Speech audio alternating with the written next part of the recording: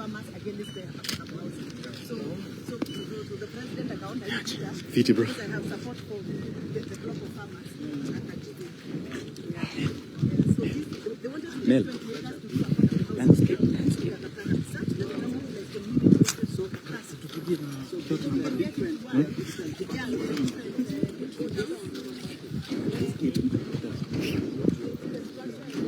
Shoot the landscape.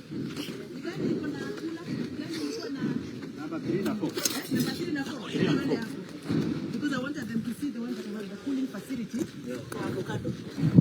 So we are trying to entrench ourselves into cooperative society so that we can now go to be accommodated. So one of the things Murango was telling me was about many counties. Actually, I think he gave the example of his own county. That they will build go down like this, but they don't equip it. They don't equip it. At least you guys are really broken. And then there is this proposal that the farmers cannot sell avocado directly. Yes, there is a law they're trying to push. We are opposing. Yeah, we are resisting because if you tell us that all our grade 1 and grade 2 fruits like avocado must be processed to oil, the process, the value chain is longer. So the farmers will be waiting for their money for over a year. And every crop that pays farmers money fails. You see? What Murango was saying, you see, they do that and then they introduce this cartels. That they are only like one of the people who sell this stuff. Yes, They are the ones who monopoly. are the oil. It will be a monopoly. So alisema yeye, in his view, Yes, we should go to me some more issues. in his view, those farmers were kama hii cooperative ipatiwe export license ya avocado direct kwa wale wanakula kwa kamoli huko. So number 3 and 4 is wanataka iende straight. Unajua kwa kamoli wewe.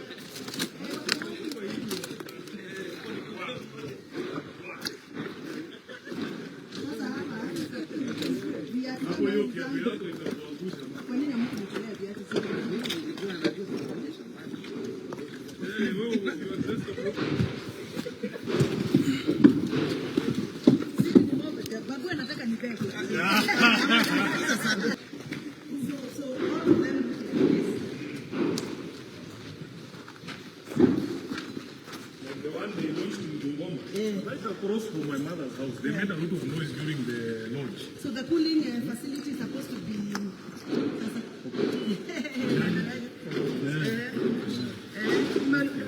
sasa wale MPs wenye wako kwa mita yako. Wale wangu Nairobi. Yeah. Ah, very good. But. Ah, okay. When you are Baburi. Tumetembea hapa, tunataka tu kuona progress ya park house yetu because today we are doing some activity ya avocado farmers in the stadium. So I wanted these leaders to appreciate when we say we want to empower farmers. What does empowerment mean? Ni kuwajengea kitu kama hii, unawekea machines hapa. So these facilities are supposed to have a cooling like this, isn't it? Yeah, cooling. One of them is this one. Yeah, this one. This is the go down in to have the cold rooms. Yeah, it's going to be partitioned to have some cold rooms. We have to go down for cold rooms. And the other 6 go down have aggregation, sorting out, and the packaging. Yeah. So hapa ni cooling means avocados have to be packed in a place where there is a cooling facilities. So what does sorting entail? So the sort of doing the grading. So you have how many grades? You have 6. 6 go down from grading. No, the grades of avocado. Tunatoanga grade 4 grades. The first 3 grades are for export. The last grade is one we use for recycle to make oil. You can make lotions, whatever it is. So what does a grade 4 avocado look like? You know, you're talking to people who grade 4 avocado ni ile ambayo haiwezi enda soko kwa sababu either imeover ripe or it is mature when it's coming from the so inside the stuff that is needed, the material that is needed inside, it is either fiber-like or fibrous, and the seed inside is when it ripens, it develops another coat on top that spoils the fruit. So the reason why we are saying we cannot allow the government to monopolize making of oil for all avocados produced in Kenya is because if we go that direction, which is good actually because it is value addition, but it will elongate the value chain of avocado.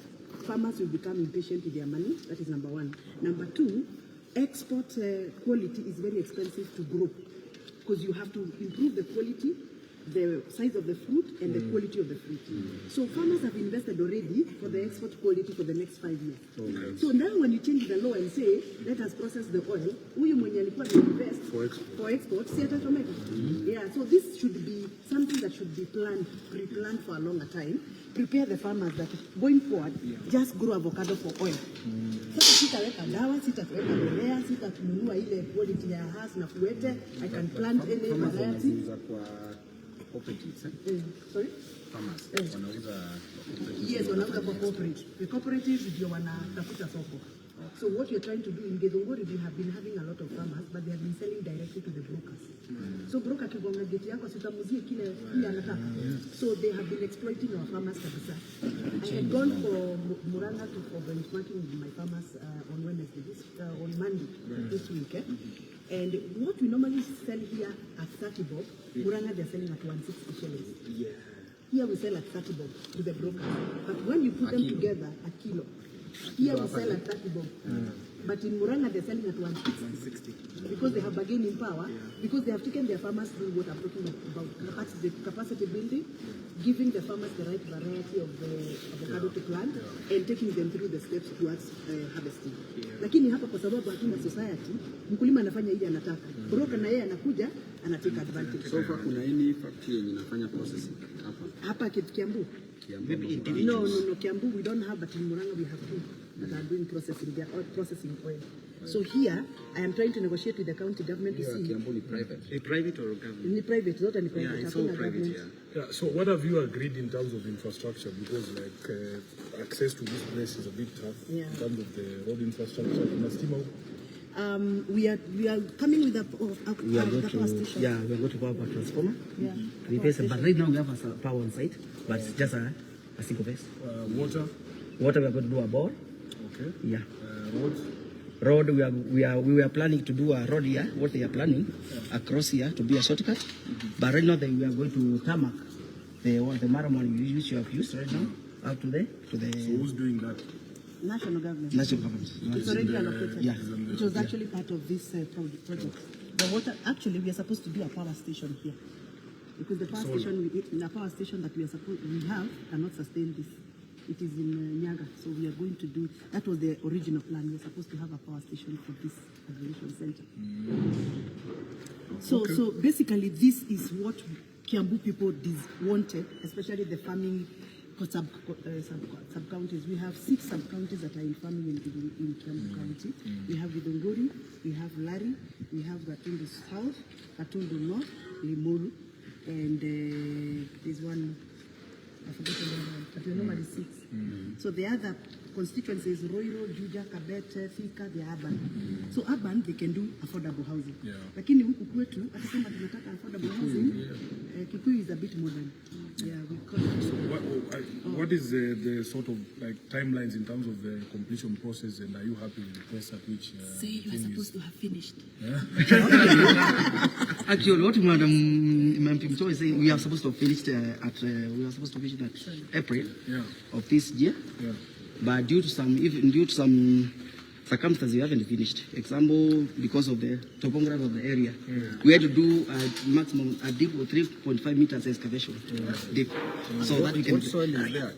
No, it's red soil, but it was a valley. Stability. No, not a matter of stability. It was a valley like this, and we needed to level the land. When you go at that point, the backfill is more than 12 meters high at that point. So we had to do a lot of work. That's why we haven't stabilized that area. We're going to do some guardians so that we can stabilize the section, so that the vehicle can access that section. Yeah. Okay.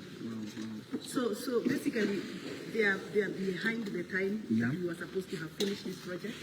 Of course, we understand national government has been slow in funding, and the county has also let us down because they were supposed also to put their money in. so that they can also prepare us to look for partners. I already have partners who wanted to come and bring machinery into the avocado aggregation. I have 2 partners, one from Lebanon and the other one from Jordan. They have already done their feasibility studies and they were very comfortable to come and support me as Githunguri Member of Parliament to support my farmers. But unfortunately, the timelines that these people had given against what we had given the donors, it's like it's lapsing. So we might lose the opportunity, unfortunately. So, because there was a ban that was supposed to take effect in July, how do you think it would have affected this project, or do you think it was political? Because for me, because I did avocado business, and then I realized that ban was getting... No, bans keep coming. You know, we have these things called Europe Gap, which limits our fruits and our crops to the European market. We have these frequent bans that happen, and I think what we do is just align ourselves with the requirement of the market, because at the end of the day, it is us who need the market. Correct. So at the end of the day, if the off-takers say they don't want this pesticide, they don't want this herbicide, it is us to comply. So those bans keeps coming. It's not the first time they've done the ban. In fact, we had been banned from the market because we harvested immature fruits, and there was a proof. So that is why I'm actually putting my farmers together so that they can be educated on how to harvest, so that they don't harvest immature fruits again and mess our market. By the way, I don't know whether you know, Kenya is leading in avocado exportation, and we cannot now run away from where we are leading because we want to start processing oil. So I don't know who is advising the president and the ministry that now, because oil has more money than the fresh fruit, we migrate from the fresh fruit to the oil, and we are the leading. Rwanda, Uganda, and other countries are struggling to be Kenya, because we've already achieved the quality that is needed internationally. Why would we run away from what we have? So my proposal is the government needs to promote farmers who are already producing fruits for export. Capacity build them so that they don't harvest mature fruits again, and ban the pesticides and herbicides that are messing our market. Then along the way, what we call the post-harvest loss, ile matunda ambayo haiwezi ingia kwa soko internationally, hiyo tufinye mafuta. So we are looking for President Ruto and his government to come here and install a machine for pressing oil for the waste of the export quality. There was another concern Your that, empowerment is you see the other farmers for the other crops also receive subsidies from government, like fertilizer and so on and so forth, for at least for coffee and tea. Do your farmers also receive input from the national government? None. Well, what we do is sometimes the governor, hoping that I assume that probably he's the one who normally receives the subsidies on behalf of the farmer. The governor, whenever he comes for his Siasa, he lines up farmers and gives them seedlings, avocado seedlings, once in a while. But in terms of other input, I have not seen anything. And by the way, those seedlings in Yanampatiana, because he does it politically, they end up being sold to the farmers at a cost. So but there's a simple way to do it. You can have a register of all your farmers, and you just give the seedlings directly. That is why I'm actually launching this cooperative society, so that we can get bargaining power. We start asking the ministry, can you give us our share of seedlings? Like I think 2 days ago I spoke to Minister Kagwe. I told him I need avocados, and he promised that he's going to give me 10,000 pieces once the rains come. Because right now, if you give farmers today and there are no rains, the seedlings are going to die. So I am happy that now when we have a cooperative society, we are able to bring our collective power of bargain. And I think that's why we are launching the society. Plus now, how do you bring even 10,000 farmers to aggregate their crop here if they are not one? Here, it can't work. So we have to put the cooperative society together. My only challenge with the government is that they have no single resources that is channeled towards helping farmers to come up with entities like cooperative society. So for a long time, the farmers wanted the cooperative societies. But who is going to fund them? Do the farmers have the money? So somebody has to come in. That is what I've done. So I've spent my own resources as a member of parliament, and you all know CDF has no money to help in such entities, in such activities. So it's my own resources and my friends. Actually, for you, the expert responsible for cooperatives is from ODM. We will ask him those questions. When it comes to the no, it is first you have to have this.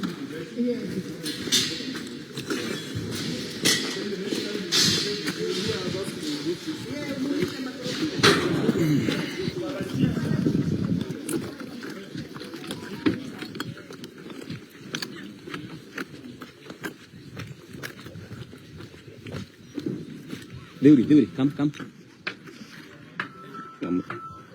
Manake atakabia ya kamera. Pole.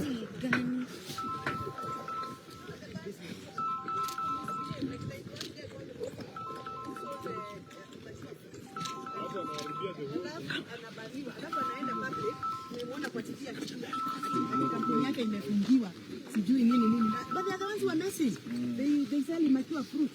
They sell crops that have residues, you know, what we call the minimum residue levels. Yeah, for the fertilizer. For the chemicals they use.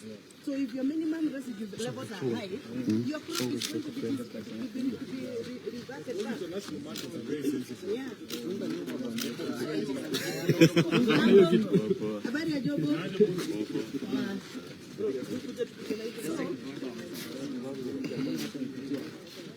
You know, in Chi, we don't appreciate agriculture. Because after importation in Tunafanya of the things that we do, I'm surprised that we even get ready for it. Can you imagine? We are getting Let me tell you, Senator, the reason why we need to take over this government as a young leader is because we have to practice the reality. I can't imagine that we are bringing eggs from Uganda. I can't imagine. I just can't imagine.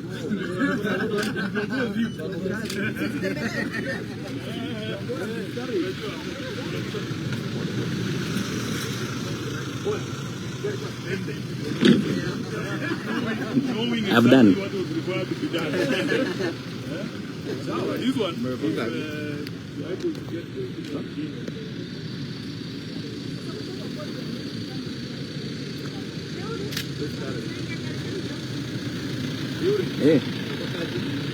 Ambia nani? Hiyo alikuwa tu wengine na Brian ni gani? Mko watu wangapi ndani?